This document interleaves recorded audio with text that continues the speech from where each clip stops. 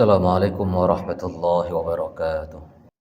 Alhamdulillah nahmaduhu wa nasta'inuhu wa nastaghfiruhu wa nastahdihi wa na'udzu billahi min shururi anfusina wa min sayyiati a'malina may yahdihillahu fala mudilla lahu wa may yudlil fala hadiya lahu asyhadu an la ilaha illallah wahdahu la syarika lahu wa asyhadu anna Muhammadan 'abduhu wa rasuluh وصفيه الذي اصطفاه من بين الأمة اللهم صل وسلم وبارك على هذا النبي نبينا محمد وعلى آله وأصحابه ومن سار على نهجه إلى يوم الدين أما بعد فيا أيها الحاضرون أوصي نفسي وإياكم بتقوى الله وطاعته فقد فاز المتقون حيث قال تعالى يا أيها الذين آمنوا اتقوا الله حق تقاته ولا تموتن إلا وأنتم مسلمون. Sidang Jumat yang dimuliakan Allah Subhanahu wa taala, Ibnu Ishaq, Ibnu Katsir, Az-Zahabi dan para muarrikhun sejarawan muslim menceritakan bahwa di awal kedatangan baginda Nabi sallallahu alaihi wasallam ke kota Yasrib yang kemudian dikenal sebagai kota Madinatun Nabi atau Al-Madinah Al-Munawwarah, yang dilakukan oleh baginda Nabi sallallahu alaihi wasallam adalah membentuk sebuah negara. Ya, syi'ta am abait, terima atau tidak, yang dilakukan oleh baginda Nabi ketika sampai di Madinah adalah membentuk sebuah negara. Kenapa demikian? Karena memang elemen dasar pembentukan negara hanya 4. Yang pertama, adanya kepemimpinan. Seluruh rakyat Madinah bima fihi munafiqun wal musyrikun wal yahud, dengan semua elemen yang ada di situ, ada orang Islamnya, ada Yahudinya, ada orang musyriknya, ada agama lain, semuanya sudah mendaulat pasrah untuk dipimpin oleh baginda Nabi sallallahu alaihi wasallam. Pemimpinnya sudah ada. Yang kedua, ada rakyatnya. Ya, Madinah sudah penuh dengan rakyatnya, dengan berbagai elemen agama, kepercayaan, suku, macam-macam di Madinah. Ada yang kedua. Yang ketiga, elemen pembentuk negara adalah batas wilayah serta batas-batasnya, batas teritorialnya sudah ada. Madinah itu jelas, mana batas utara, selatan, mana batas timur dan barat, sudah jelas. Dan yang keempat terakhir adalah sistem yang menjadi acuan, patokan dalam memerintah suatu negara. Sudah ada semuanya. Uniknya, baginda Nabi Shallallahu Alaihi Wasallam ketika sampai ke Madinah, setelah membangun pusat ekonomi dengan membangun pasar, membangun pusat peribadatan yaitu dengan membangun masjid, beliau juga menentukan dasar negara. Dasar negara yaitu tentunya Al-Quran dan Sunnah oleh baginda Nabi Sallallahu Alaihi Wasallam. Namun beliau merangkul semua golongan, semua agama, suku, dan yang di Madinah, yang hidup di Madinah dirangkul untuk duduk bareng, memutuskan suatu pondasi negara yang dipakai oleh seluruh masyarakatnya. Ya, karena kalau orang Muslim sudah jelas kembali ke Al-Quran dan Sunnah. Nah, bagaimana dengan orang Yahudi? Bagaimana dengan orang Nasrani? Nah, inilah sejarah mengabadikan bahwa baginda Nabi ngajak semua masyarakat elemen di Madinah duduk untuk merumuskan suatu falsafah bangsa, falsafah hidup di Yasrib di Madinah, dalam suatu perjanjian yang disepakati oleh seluruh unsur dan elemen masyarakat saat itu, terkenal dengan disebut Mitsaq al-Madani, perjanjian Madinah. Ini perjanjian Madinah ini sebuah falsafah dasar yang dipakai oleh baginda Nabi Shallallahu Alaihi Wasallam untuk memimpin rakyat yang ada di Madinah bahkan di luar Madinah. Isi dari perjanjian tersebut panjang, tapi ada beberapa poin yang menarik untuk kita cermati. Yang pertama diantaranya adalah bahwa semua yang tinggal di Madinah ini, apapun sukunya, apapun warna kulitnya, dari ras manapun, dari apa agamanya pun, semuanya adalah ummatan wahidah, satu umat, satu bangsa, satu negara. Tanpa memandang agamanya apa, semuanya satu. Semuanya dalam perjanjian tersebut disebutkan memiliki hak dan kewajiban yang sama sebagai warga negara. Tentunya ada beberapa pembedaan. Orang Islam membayar zakat, orang non-Islam membayar jizyah zaman dulu namanya. Di antara isinya yang kedua adalah siapapun yang mengganggu orang Islam, maka yang bukan Islam wajib membantu.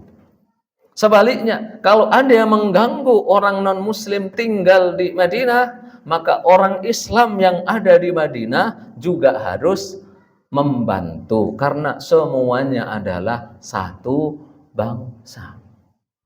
Masya Allah.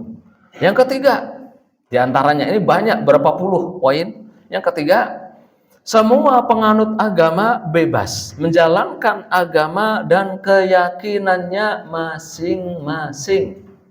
Ya, tanpa ada paksaan, tanpa ada rekayasa apapun, semuanya bebas menjalankan agama dan keyakinannya masing-masing.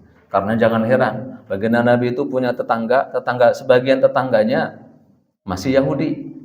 Tetap berbuat baik, beliau punya makanan juga dikirim ke tetangganya. Beliau diundang untuk walimah juga datang. Yahudi sakit, beliau datang. Ada jenazah orang Yahudi melintas lewat untuk dikubur, beliau juga pernah berdiri menghormati rakyatnya, memuliakan rakyatnya. Dan banyak perjanjian-perjanjian lain, isi perjanjian itu masih banyak, tapi kita lihat bahwa ternyata sebuah negara modern yang mengakomodir kepentingan, yang mengayomi semua keyakinan dan agama, yang melindungi hak setiap warga negara, sudah dicontohkan oleh baginda Nabi Shallallahu Alaihi Wasallam. Dan kalau kita tarik ke negara kita akui bahwasanya negara kita ini bukan negara Islam, bukan. Tapi kita juga tidak boleh bilang bahwa negara kita negara kafir, tidak boleh bilang seperti itu. Karena konsekuensinya berat. Bilang negara Islam, negara kafir itu berat. Bahkan jumhur ulama kontemporer sekarang ini, kalau sepanjang perjalanan saya ke negara Arab, ketemu dengan beberapa dan banyak ulama-ulama dunia mengatakan Indonesia adalah negara Islam, malah disebut negara Islam. Kenapa? Karena mayoritas penduduknya adalah orang-orang Islam. Jangan sampai tercetus keluar dari mulut kita, dari siapapun, bahwa negara kita negara kafir, karena konsekuensinya sangat berat. Antara hidup dan matinya seseorang, antara tenang atau pemberontakan yang terjadi kalau sampai keluar istilah negara kafir. Kita lihat para pendiri bangsa ini, bisa jadi, saya tidak memastikan, bisa jadi juga orang-orang Islamnya merujuk pada peristiwa baginda Nabi ketika mau mendirikan negara. Zaman Nabi banyak agama, banyak suku, banyak ras di Madinah, disatukan dalam satu perjanjian, yaitu Mitsaq al-Madani, perjanjian Madinah.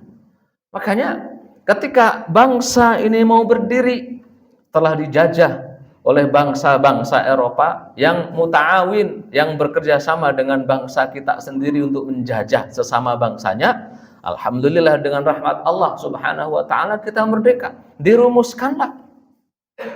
Dirumuskanlah satu falsafah dasar untuk kehidupan berbangsa dan bernegara. Itu sudah suatu hal yang final. Zaman dulu perdebatannya berhari-hari, berminggu-minggu. Yang mendebatkan ini para ilmuwan, orang yang terjun langsung ke lapangan.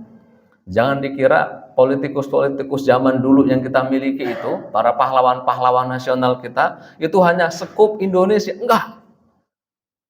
Para kiai-kiai kita yang memperjuangkan dan mempertahankan, menjaga kemerdekaan ini, gaungnya sampai mancanegara sono. Sampai sekarang masih dikenal mereka semua. Ya, Mereka berdebat, diskusi bagaimana ini terbentuk satu negara memiliki falsafah. Akhirnya ketemu dalam satu titik, merumuskan, menyepakati untuk falsafah dasar bangsa kita ini adalah 5 sila. Itu yang menjadi inspirasinya adalah Ahdul Al-Mitsaq Al-Madani, perjanjian yang dibuat oleh baginda Nabi Shallallahu Alaihi Wasallam, agar semuanya bisa merujuk ke sini. Makanya dibuat ya sudah dengan darah-darah berdarah. Apakah itu menyelisih Al-Quran? Tidak. Menyelisih Sunnah? Tidak. Itu jerih payah usaha yang bisa dicapai oleh founding father yang mendirikan bangsa ini. Menyelisih Quran Sunnah? Tidak. Kita lihat dari sila ke sila, dari ketuhanan yang Maha Esa. Bangsa kita ini bangsa yang mengakui ketuhanan dan tidak mengakui serta tidak meridhai dan tidak melegalkan ateisme, komunisme. Tidak, sudah dilarang secara resmi di negara kita ini. Kita patut bersyukur karena bangsa kita ini sila pertamanya sebagai falsafah hidup ketuhanan, apalagi ada tambahan yang Maha Esa. Iya, terlepas tafsir yang mungkin multi tafsir, tapi yang perlu kita ingat bahwa falsafah dasar bangsa kita ketuhanan. Ingat Tuhan punya Allah bagi orang Islam, bagi orang yang beriman. Ya terinspirasi dari firman Allah Subhanahu wa taala, "Qul huwallahu ahad." Gak jauh-jauh yang dibaca tiap hari, "Qul huwallahu ahad," menjadi falsafah dasar. Kemudian ketika bicara dengan sila yang kedua, kemanusiaan yang adil dan beradab. Adil, adab. Adil itu bahasa Arab. Adab juga bahasa Arab. Iya. Ada tidak padanan kata adil di Indonesia itu? Tidak ada. Ya. Adil bukan berarti harus sama rata. Bahkan terkadang kalau sama rata itu tidak adil. Iya. Karena adil itu adalah wad'u syai'i fi mahallihi, menaruh sesuatu tepat pada tempatnya. Kita punya anak, satu sudah kuliah, satunya masih TK. Tentu masih banyak yang kuliah kebutuhannya. Kalau kita samakan, apakah adil? Tidak. Justru zalim, menaruh sesuatu tidak tepat. Karenanya adil itu tidak ada padanan katanya di bahasa kita, akhirnya diadopsi. Adab, kemanusiaan yang adil dan beradab. Apakah ada lawanan katanya, padanan katanya di bahasa kita? Mungkin ada. Mungkin tata krama gitu, mungkin etika, mungkin apa. Tapi ternyata juga tidak. Yang dipilih oleh para pendiri bangsa menggunakan kata adab. Adab juga bahasa Arab, kemanusiaan yang adil dan beradab. Ini bisa kita lihat terinspirasi dari surat An-Nisa ayat 135, ya ayyuhalladzina amanu kunu qawwamina bil qist syuhada'a lillah. Hai orang-orang yang beriman, jadilah kalian saksi-saksi Allah Subhanahu wa taala yang adil. Ya, disuruh adil-adil untuk diri sendiri. Itu falsafah bangsa hidup. Perkara itu diterapkan atau tidak, tapi itulah falsafah bangsa kita yang menjadi acuan, menjadi bingkai dalam berbangsa dan bernegara. Karena semuanya diperlakukan sama di bangsa ini. Mau dari rakyat jelata atau keturunan ningrat, kalau memang pengen jadi gubernur bisa mencalonkan diri. Pengen jadi anggota legislatif, baik yang pusat sampai DPRD tingkat 2, boleh dan bisa. Semuanya sama, adil. Kemudian yang ketiga, kalau kita lihat persatuan Indonesia. Persatuan, Al-Quran dalam puluhan ayatnya menganjurkan kita untuk bersatu. Wa'tasimu bihablillahi jami'an wa la tafarraqu. Bersatulah. Ya kalau Anda menyanggah, kan itu persatuan antara yang iman dengan yang tidak beriman. Nabi juga menyatukan. Orang Madinah itu enggak semuanya wajib beriman, enggak. Lah itu Yahudi kenapa diusir dari Madinah? Karena Yahudi berkhianat. mengkhianati perjanjian Madinah. Yang tidak berkhianat tidak diusir, dijamin. Yang Kristen di Madinah hidup aman, damai. Iya, jadi persatuan seluruh elemen bangsa itu sudah dibangun oleh baginda Nabi Shallallahu Alaihi Wasallam. Yang keempat, kerakyatan yang dipimpin oleh hikmat dalam kebijaksanaan, permusyawaratan, dan perwakilan. Musyawarah itu juga bahasa Arab, bukan bahasa Indonesia, bukan bahasa Jawa, bukan bahasa apa. Bangsa kita ngerti istilah musyawarah dari orang-orang Arab yang kesini, dari para dai, para sunan dulu, disebut sunan apa, wali-wali songo dan sebagainya, ngerti istilah itu dari orang-orang Arab. Hikmah itu juga bahasa Arab. Iya, bahkan rakyat itu juga bahasa Arab dari ra'iyah. Udah rakyat, hikmat, permusyawaratan, itu semuanya bahasa Arab. Karena tidak ada padanan katanya. Diambillah, diadopsi bahasa tersebut ke bahasa kita. Bakal menjadi falsafahnya. Iya. Lah kalau ada yang bertanya, lah kok bisa milih pemimpin kok musyawarah? Semuanya dianggap sama. Yang S3 sama dengan yang TK. Yang profesor sama dengan yang kagak sekolah, hak milih pemimpinnya. Ya, ini memang hal yang perlu masih didiskusikan. Tapi semua sepakat bahwasanya baginda Nabi Shallallahu Alaihi Wasallam tidak pernah memberikan batasan baku cara memilih pemimpin. Dari mimbar ini saya bisa menantang siapapun yang memang punya konsepnya. Enggak ada.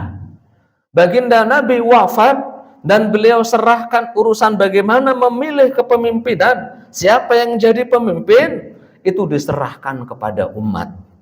Nabi disuruh berwasiat bahwa tolong wasiat nanti setelah engkau meninggal siapa penggantimu. Nabi enggak mau.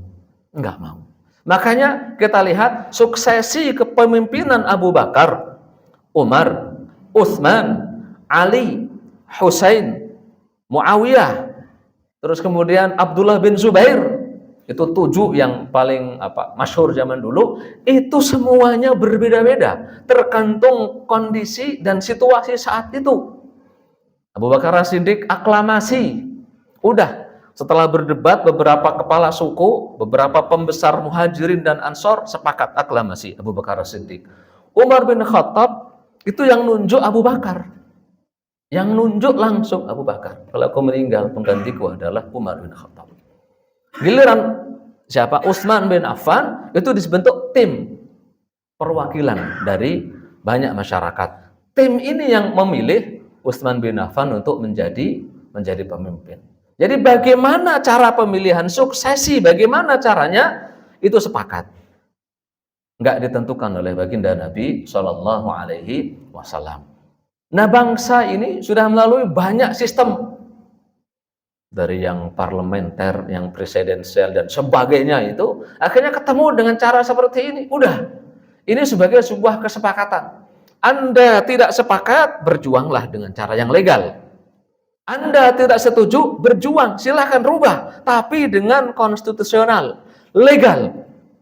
Jangan mengajak masyarakat untuk membuat kacau, memberontak, apa dan sebagainya. Jangan. Karena ketentraman, ketenangan ini mahal harganya. Ya, Suriah sampai sekarang belum kelar tuh permasalahannya. Sampai sekarang ini. Pengennya sekali selesai. Nggak selesai udah berapa tahun. Libya sama persis. Dikira Irak sudah normal, belum. Itu negeri-negeri yang saya sebutkan itu dulu mercusuan peradaban ilmu. Sekarang jangankan untuk memikirkan ilmu itu hidup di negara sendiri saja sulit. Karena ribut masalah suksesi kepemimpinan. Barakallahu li wa lakum fil Qur'anil Karim wa nafa'ani wa iyyakum bima fihi minal ayati wa dzikril hakim. Qulu qawli hadza wa astaghfirullah li wa lakum fastaghfiruhu innahu huwal ghafurur rahim. Allahumma shalli ala sayyidina Muhammad wa ala ali sayyidina Muhammad.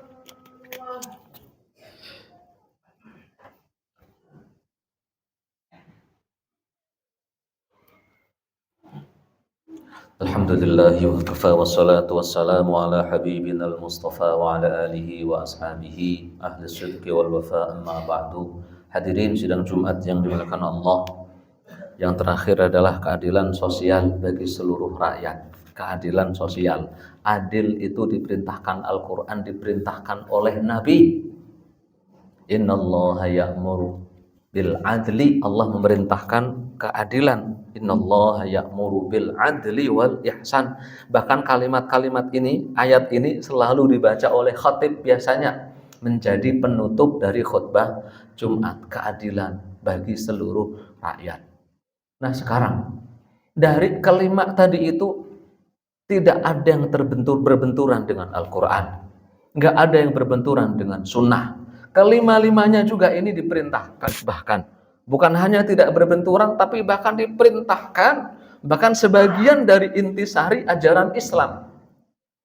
Herannya, kok masih banyak gaungan-gaungan, suara-suara yang mengkafir-kafirkan negara ini. Padahal dari keempat elemen bangsa kita ini, anggap pemimpin, para pemerintah, apakah semuanya kafir? Tidak. Presidennya muslim, wakilnya kiai, menteri-menterinya banyak yang muslim. Iya, aparat-aparat, para polisi, para tentara banyak yang Islam, banyak yang ngaji. Iya, banyak yang haji, banyak yang umroh, banyak yang hafal Quran. Kenapa dikafirkan? Dari undang-undangnya, falsafahnya kita kuliti meskipun sedikit. Iya, rakyatnya mayoritas muslim, bahkan terbesar di dunia. Lah kalau wilayahnya tanah air memang masih dihukumi kafir. Makanya tidak ada ruang sebenarnya kita untuk bilang dikit-dikit bangsa kafir, pemerintah kafir, rakyat kafir. Tidak ada ruang untuk pembicaraan seperti ini. Jadi mari kita isi kemerdekaan ini untuk hal-hal yang baik. Falsafah bangsa yang sudah menjadi kesepakatan ini dijaga, dirawat. Kalau ada penafsiran-penafsiran yang mungkin tidak benar, yang tidak benar itu yang salah, bukan falsafah bangsanya yang salah. Semoga Allah Subhanahu wa taala menjaga kita semua, menjaga bangsa ini tetap menjadi bangsa yang baik, bangsa yang besar dalam lindungan Allah Subhanahu wa taala. Hadza wa sallallahu ala man qad amarakumullah bis salati wassalamu alaihi haitsu qala ta'ala innallaha wa malaikatahu yusalluna 'alan nabi ya ayyuhalladzina amanu sallu alaihi wa sallimu taslima. Allahumma shalli ala nabiyyina Muhammad wa ala alihi wa sahbihi ajma'in warhamna ma'hum bi rahmatika ya arhamar rahimin. اللهم اغفر للمسلمين والمسلمات والمؤمنين والمؤمنات الأحياء منهم والأموات. اللهم انصر من نصر واخذل من خذل المسلمين. اللهم وفق ولاة أمورنا لما تحبه وترضاه وارزقهم بطانة صالحة تعينهم على طاعتك يا رب العالمين. اللهم أرنا الحق حقا وارزقنا اتباعه وأرنا الباطل باطلا وارزقنا اجتنابه. ربنا آتنا في الدنيا حسنة وفي الآخرة حسنة وقنا عذاب النار. عباد الله إن الله يأمر بالعدل والإحسان وإيتاء ذي القربى وينهى عن الفحشاء والمنكر والبغي يعظكم لعلكم تذكرون. أقيموا الصلاة.